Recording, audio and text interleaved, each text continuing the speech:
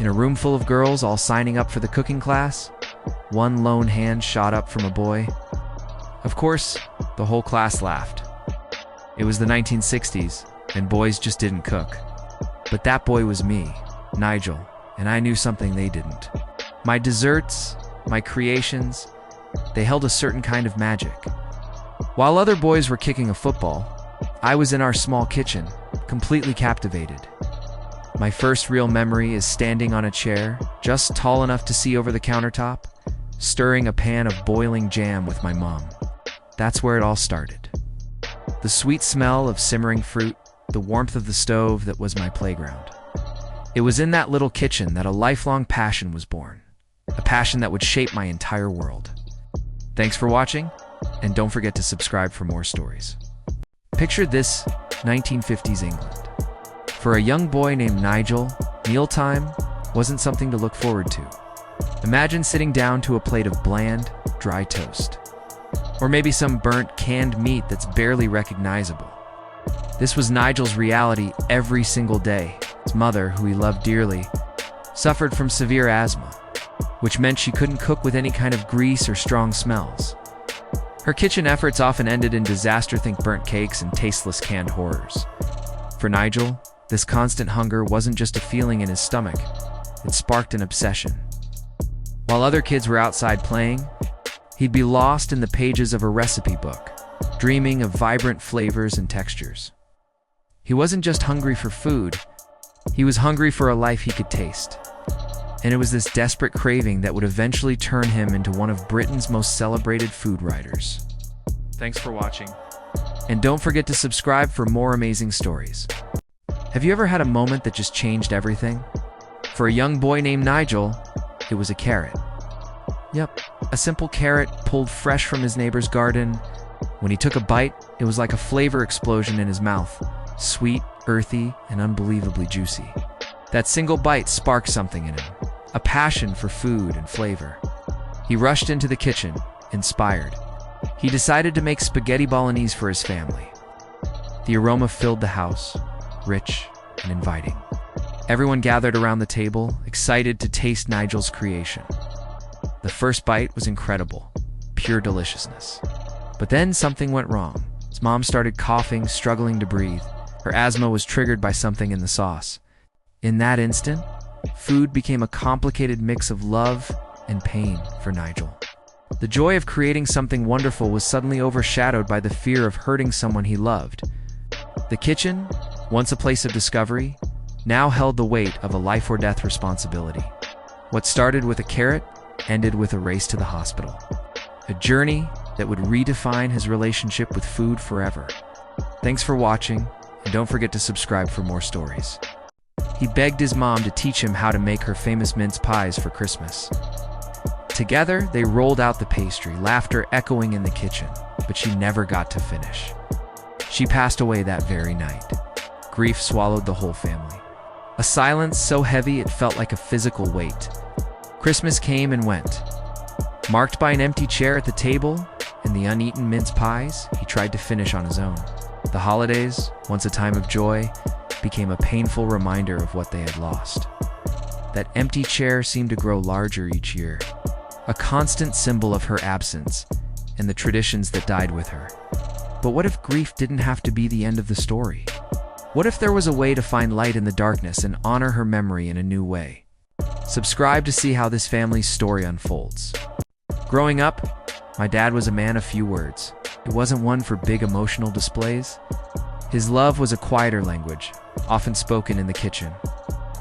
I remember this one time he tried to cook, and let's just say it didn't go so well. Seeing him struggle, my younger brother Nigel stepped in.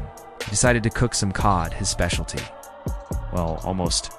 It came out pretty burnt, just like last time. We all held our breath as he served it to Dad.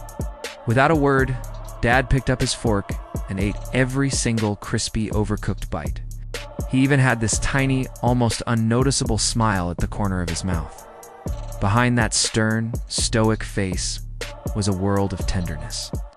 In our quiet house, food was the bridge that connected us, turning burnt fish into a plate full of unspoken love. Now that simple meal said more than words ever could. Then, one day, the doorbell rang. Thanks for watching. Follow for part 2 of this story. Have you ever heard the saying, the way to a man's heart is through his stomach? Well, in my house, that became a battlefield. It all started when she walked in. Our new housekeeper. Glamorous, elegant, and with a secret weapon I never saw coming. Her cooking was simply heavenly. Specifically, one perfect golden brown lemon meringue pie. Suddenly, Dad was smiling more than I'd seen in years, all thanks to her. But while he was captivated, I saw something else, a threat. She wasn't just making desserts, she was winning him over, piece by piece. My kitchen, my territory, was no longer mine. A quiet war had just been declared, and I had no intention of losing. Let the games begin. Thanks for watching, and don't forget to subscribe for part 2. You know that feeling when you just have to be the best? For Nigel, it started with his mom's apple pie. It was legendary, a masterpiece. He was determined to beat it. He'd watch her from the shadows, scribbling down every secret ingredient, every flick of her wrist. Night after night, he'd experiment, chasing that perfect flavor. The kitchen became his battleground, filled with the ghosts of failed attempts. Then one evening, victory. He'd finally done it. He presented his creation to his dad, his heart pounding, but his dad just smiled and patted his full stomach. Sorry, son. I'm stuffed from your mother's pie. In that moment, Nigel realized it was never about winning. The endless competition had taught him more than just baking. It taught him about passion, dedication, and a bittersweet love that tasted a lot like home.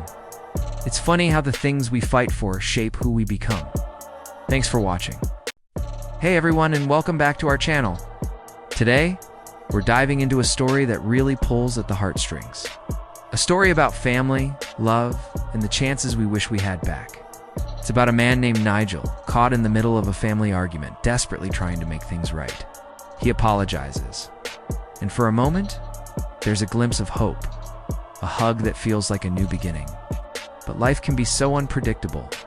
Just as they start to heal, Nigel's father, who was just gardening, collapses and passes away suddenly. The shock is immense. Grief hits the family like a tidal wave, washing away any chance of a peaceful resolution.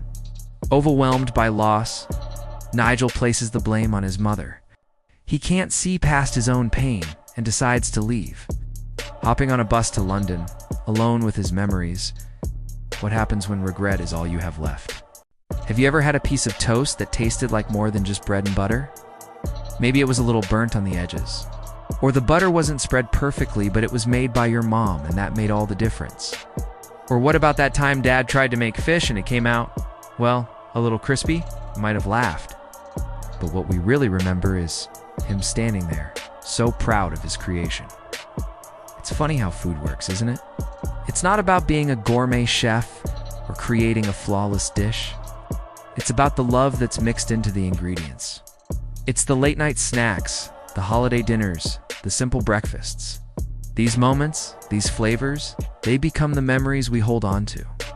So let's cherish the burnt toast and the imperfect meals, because they're cooked with the most important ingredient of all, love. Thanks for watching. Some foods aren't just about taste, are they? They're little time machines. For me, it was always the smell of toast. That simple, warm, buttery scent could take me right back to my childhood kitchen. Sitting there, feet dangling off the chair, waiting for that perfect slice. It wasn't just breakfast. It was a feeling of comfort, of safety, of home. A single bite held so many stories, so many quiet, happy moments. What about you? What's that one dish, that one smell, or that one taste that instantly transports you back in time? I'd love to hear your story. Share your most precious food memory in the comments below, and let's fill this space with delicious nostalgia. And if you enjoyed this little trip down memory lane, please give this video a like and subscribe for more. Thanks for watching.